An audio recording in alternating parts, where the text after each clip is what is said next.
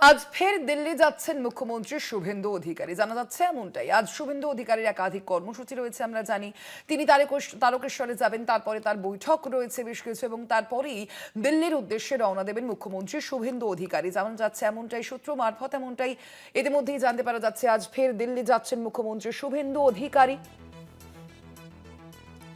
এর আগেও আমরা দেখেছিলাম তিনি দিল্লি গিয়ে প্রধানমন্ত্রী নরেন্দ্র মোদী, স্বরাষ্ট্রমন্ত্রী কেন্দ্রীয় স্বরাষ্ট্রমন্ত্রী অমিত শাহের সঙ্গে দেখা করেছিলেন। খুব গুরুত্বপূর্ণ বিষয়ে আলোচনা করা হয়েছিল তাদের মধ্যে, এবং তারপরে আজ আবারও বিশেষ জরুরি কাজে দিল্লি যাবেন মুখ্যমন্ত্রী শুভেন্দু অধিকারী। জানা যাচ্ছে এমনটাই।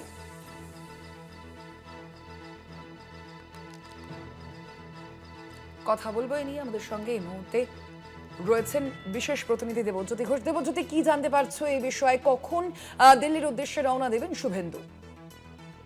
দেখো জর্নালি, আজকে মুখ্যমন্ত্রী শুভেন্দু অধিকারীর দুটি কর্মসূচি রয়েছে। প্রথমে তিনি তারকেশ্বর মন্দিরে যাবেন, পুজো দেবেন এবং সেখান থেকে প্রশাসনিক বৈঠক করবেন তারকেশ্বরে, এবং হুগলি জেলা নিয়ে তিনি প্রশাসনিক বৈঠক করবেন। এবং মূলত বিভিন্ন যে পৌরসভাগুলি রয়েছে সেই পৌরসভাগুলির কাজকর্ম গত কয়েকদিন ধরেই বন্ধ রয়েছে। জনজীবন বিপর্যস্ত হচ্ছে। বিভিন্ন জায়গায় যে বিভিন্ন আবর্জনা জমে রয়েছে সেগুলো পৌরসভার যারা অস্থায়ী কর্মচারীরা রয়েছেন তারা কাজকর্ম করছেন না। সেই নিয়ে কিন্তু গত কয়েকদিন ধরে ক্ষোভ তৈরি হচ্ছিল। সেই জায়গাতেই আজকে প্রশাসনিক বৈঠক করবেন তারকেশ্বর টুরিস্ট লজে, এবং তারপরে সেখান থেকে ফিরে তিনি দিল্লিতে যাবেন। দিল্লিতে বেশ কয়েকটি বিষয় নিয়ে তিনি আলোচনা করবেন। মুখ্যমন্ত্রী হওয়ার পরে তিনি এটা নিয়ে দ্বিতীয়বার তিনি দিল্লি যাচ্ছেন, যা অত্যন্ত গুরুত্বপূর্ণ। কারণ হচ্ছে বেশ কয়েকটি সিদ্ধান্ত নেওয়ার জন্য দলের সর্বোচ্চ নেতৃত্বের পাশাপাশি সেন্ট্রাল গভর্নমেন্টের বেশ কয়েকজন অফিসারের সঙ্গেও তিনি দেখা করবেন, এবং কেন্দ্রীয় স্বরাষ্ট্রমন্ত্রীর সঙ্গে তার বৈঠক হতে পারে বলে জানা যাচ্ছে। অন্যদিকে বেশ কয়েকটি অন্য রাজনৈতিক কর্মসূচি রয়েছে। তবে অত্যন্ত গুরুত্বপূর্ণ যে শুভেন্দু অধিকারী যেটা বারবার বলার চেষ্টা করছেন, যে এখানে যে ডবল ইঞ্জিন সরকার গঠন হয়েছে, আর্থিক একটা প্রতিকূলতা রয়েছে।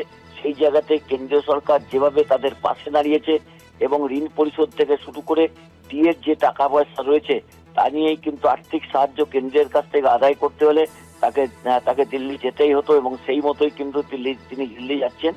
এবং বলেছেন যে অর্থের জন্য রাজ্যের কাজকর্ম বিপর্যস্ত হবে না, কারণ রাজ্যের উপর আর্থিক বাধা রয়েছে, আর্থিক বিপর্যয় রয়েছে। আগের যে সরকার, সেই সরকার প্রায় 8 লক্ষ কোটি টাকা তারা দেনা করে গেছেন। সেই দেনার ভার নতুন সরকারকে নিতে হচ্ছে। যেভাবে মমতা বন্দ্যোপাধ্যায়কে বাম আমলের দায় নিতে হয়েছিল 1,94,000 কোটি টাকা, তারপর থেকে কিন্তু বিভিন্ন জায়গা থেকে লোন মারফত যে রাজ্য সরকার টাকা নিয়েছে, বিভিন্ন প্রকল্পের টাকা বন্ধ রয়েছে। সেই আর্থিক প্রতিকূলতা কাটানোই এখন মুখ্যমন্ত্রীর কাছে সবচেয়ে গুরুত্বপূর্ণ।